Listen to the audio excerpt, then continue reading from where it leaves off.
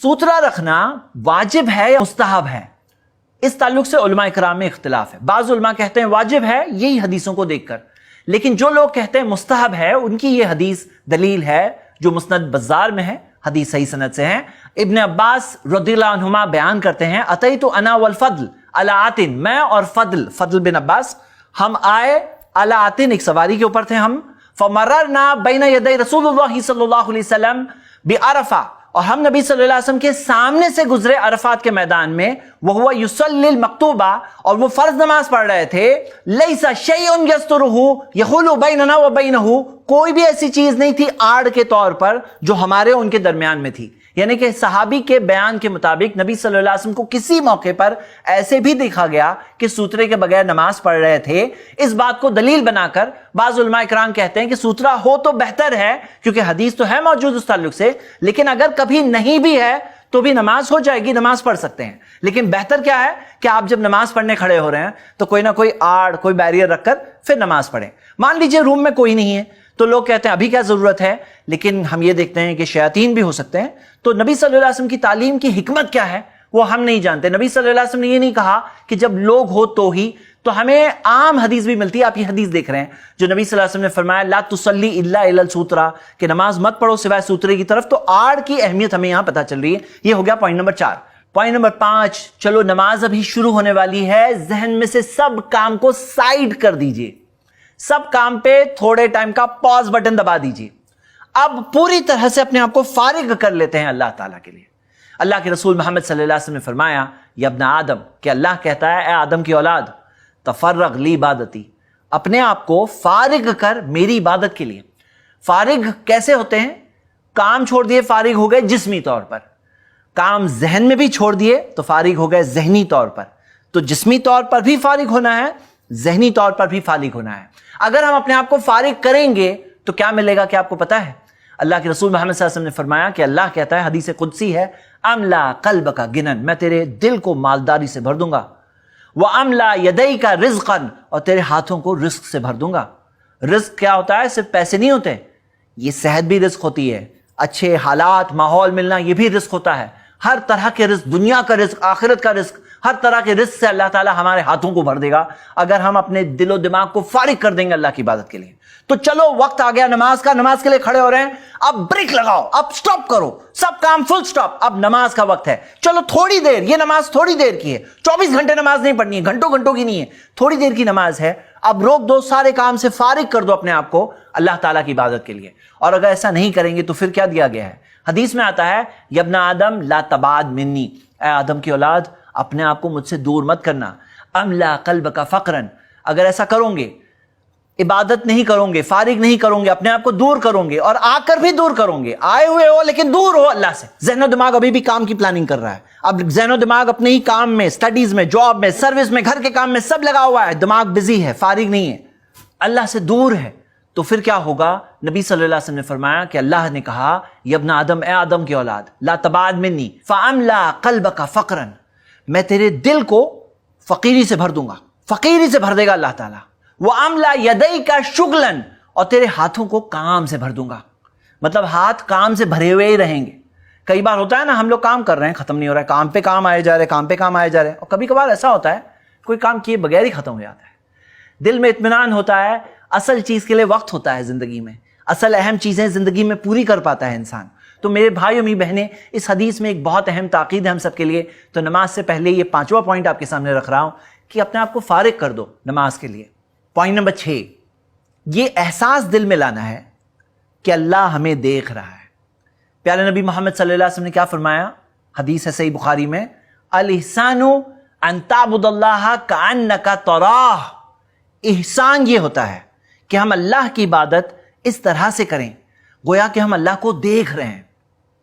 आपको पता है क़यामत के दिन अल्लाह ताला का दीदार करेंगे मोमिनीन, मुसलमान दीदार करेंगे अल्लाह ताला का।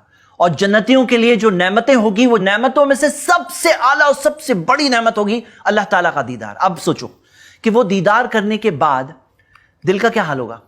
दीदार करने पर दिल का क्या हाल होगा? ओह सुभान अल्लाह, क्या हाल होगा दिल का। ये इंसान जिसकी इबादत करता था, जो आसमान और जमीन कायनात का बनाने वाला है, उसका दीदार करने मौका मिले, उसके बाद दिल का क्या हाल होगा? تو یہاں پہ نبی صلی اللہ علیہ وسلم یہ نہیں کہہ رہے ہیں کہ سوچو اللہ تعالیٰ کیسے دکھتے ہیں. اللہ تعالیٰ کو تو کوئی سوچ نہیں سکتا. اللہ تعالیٰ نے قرآن میں کیا فرمایا؟ لیسا کمثلہ شیء، اس کے بمثل تو کوئی ہے ہی نہیں. یہاں بات یہ ہو رہی ہے کہ کأنک تراہ، جیسے کہ تم گویا کہ اللہ کو دیکھ رہے ہو. مطلب یہ ہے کہ جو دل کا حال ہوگا تب دیکھنے پر ایک مومن کا، تب جو حال ہوگا وہ حال لے آؤ. اب وہ حال اب لے آؤ، دل کا ویسا حال لے آؤ. تو یہ ہے احسان. اور پھر نبی صلی اللہ علیہ وسلم نے فرمایا فَإِن لَمْ تَكُنْ تَرَاهُ، اور اگر یہ نہیں سوچ سکتے کہ تم اللہ کو دیکھ رہے ہو، یہ احساس اس درجے تک تم نہیں پہنچ پا رہے ہو، کیونکہ یہ حقیقت میں مشکل درجہ ہے. آدمی وہ احساس دل میں لا کر وہ احساس کے ساتھ اللہ کی عبادت کرے، یہ ایک مشکل بات ہے. فَإِنَّهُ يَرَاكَ، تو کم سے کم اتنا سوچ لو کہ اللہ تمہیں دیکھ رہا ہے. اللہ تمہیں دیکھ رہا ہے، کم سے کم اتنا سوچ لو. تو میرے بھائی میری بہنیں جب نماز کے لیے کھڑے ہوتے ہیں تو یہ فیلنگ لانی چاہیے کہ اللہ مجھے دیکھ رہا ہے، میرا رب مجھے دیکھ رہا ہے. ایسا نہیں کہ کوئی نہیں دیکھ رہا ہے، ایسا نہیں کہ میں پڑھ رہا ہوں نماز کوئی نہیں دیکھ رہا ہے. یہ فیلنگ لانی چاہیے کہ اللہ مجھے دیکھ رہا ہے. اور آخری 7واں پوائنٹ کہ نماز کے لیے جب کھڑے ہوں تو یہ سوچ کے پڑھنا ہے جیسے کہ آخری نماز پڑھ رہے ہیں، زندگی کی لاسٹ نماز پڑھ رہے ہیں. کیونکہ پیارے نبی محمد صلی اللہ علیہ وسلم نے سکھایا ہمیں، سنن ابن ماجہ میں حدیث ہے حسن سند سے، اذا قمت فی صلاتک، جب اپنی نماز کے لیے کھڑے ہو جاؤ، فصلی صلاۃ مودین، تو الوداعی نماز پڑھو. الوداعی نماز یعنی لاسٹ نماز. یہ سوچ کر پڑھنا ہے یہ نماز میری آخری نماز ہے. اور نبی صلی اللہ علیہ وسلم نے فرمایا اذکر الموت فی صلاتک، اپنی موت کو یاد کرو اپنی نماز میں، موت کو یاد کرو. اور ہمارے معاشرے میں عام طور پر لوگ موت کی یاد سے بہت دور بھاگتے ہیں. کوئی اگر یاد کر لے، کوئی جوان آدمی کہے موت کا نام ہی لے لے تو کہے ارے مرے تمہارے دشمن، موت کا نام کیوں لے رہے ہو؟